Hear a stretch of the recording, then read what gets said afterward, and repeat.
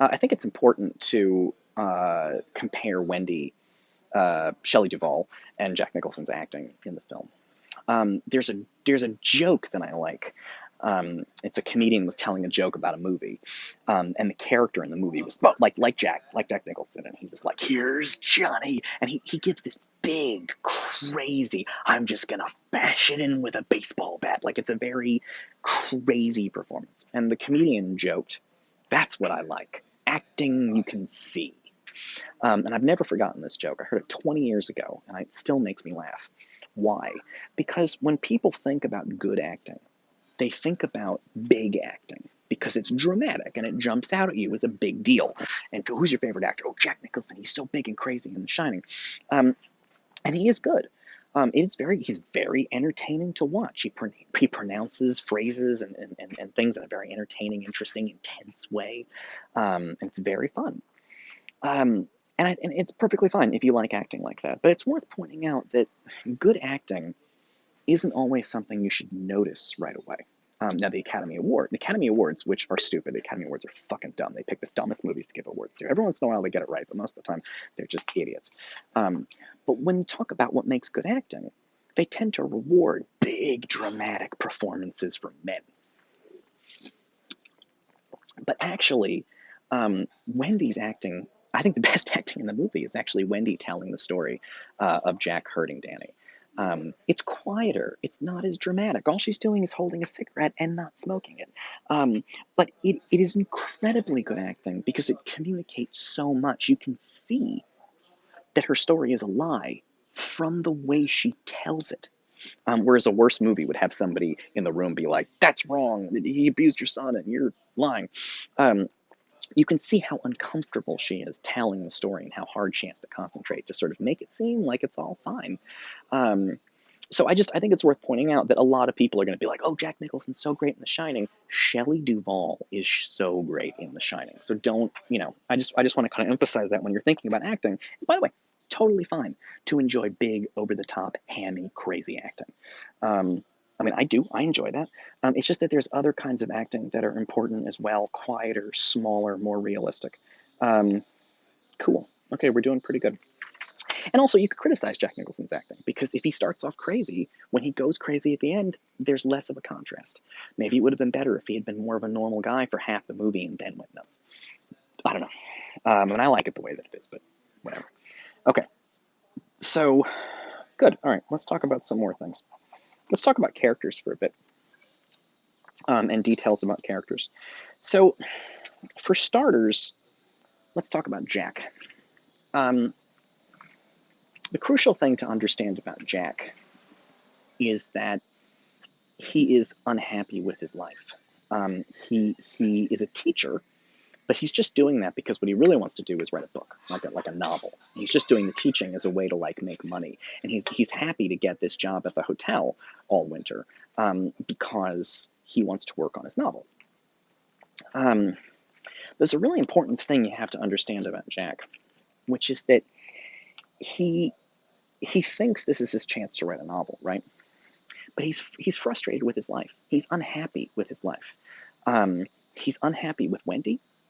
Um, he doesn't like her that much, um, and he's unhappy. He feels like he's not his novel. He's never going to be a great writer. But one of the things that when people have dreams and they can't accomplish them, they often don't blame themselves. They don't go, "Well, I can't write a novel. It's my fault. I'm not very talented." What they tend to do is blame other people. Because you go, "Well, if only this person would leave me alone, I could get so much accomplished." And so it's easier to blame other people than it is to blame yourself. And so I think that's part of what Jack is doing. If only he didn't have Wendy and Danny to look after, he could have a great life and a great career. This fantasy is really crucial because people that have it um, are able to imagine they would be great under other circumstances. What The Shining sort of reveals is that suddenly he has lots of time to himself. He doesn't have a ton of responsibilities. In fact, they tell him his job is to take care of the hotel, but if you look at the movie, she's doing all the work. He's doing nothing. He doesn't. She goes and takes care of the boilers. She goes and takes care of the radio and all that stuff. He doesn't do anything. He's able to work on his novel all day. Well, that's dangerous Because when you finally get the free time to do your project, suddenly you can't blame anybody else. Which means one of the things that happens in The Shining, remember there's that 1 month later. I think what he's learned in that, and he's frustrated, he's bouncing the ball against the wall. I think what he's discovered is that um, for years, I think he's blamed his failure as a novelist on Wendy and Danny, really Wendy. Um, and the month at the hotel all alone, a fifth of the time that he's supposed to be there, 20%, and he hasn't been able to get anything done. And I think he's realized something, which is that it's not Wendy's fault, it's his fault. And that's incredibly frustrating. He's unhappy with his life, and now in the hotel, he can't blame anyone else because he has all the free time. Oh, if only my wife and kid weren't here, to have so much time to get so much stuff done. Well, here's your time to get stuff done. Good luck. And he doesn't get it done. He has no one to blame but himself, and that's an incredibly frustrating and upsetting thing to learn about yourself. So, all right, cool. So another aspect of this, I think, that's important, and this is an uncomfortable thing to talk about, but I'm gonna talk about it. And in real life, in your day-to-day life, it is inappropriate to just be like, that person's ugly. Let's talk about how ugly they are. And I'm not exactly doing that here. But there's a moment in the movie, a little detail that tells you something about his character. When he's getting the tour at the beginning of the hotel, he everyone's leaving the hotel because the hotel's closing for the season, and he's going to take over and be there by himself. And as when Stuart takes him to his room that he's going to be staying in the hotel, there are these two girls that are checking out, and you don't really see them up close, but they're probably good-looking, sort of college-age women. And as he's going into the apartment, he kind of looks, he sort of looks at them, and then they open the door, and he looks at them again. He looks at them twice. Not a super important thing. It's one of the things I'm trying to do is get you to notice details. This is why, by the way, you can't fucking watch these movies on your phone. Because if you watch them on the phone, you'll get the basic idea, but you're going to miss little details like that, and they're real important. Why does he look at those girls twice? Because he thinks they're very good looking, and he wants to have sex with them. He would like to be with them. He's not. He's with Wendy.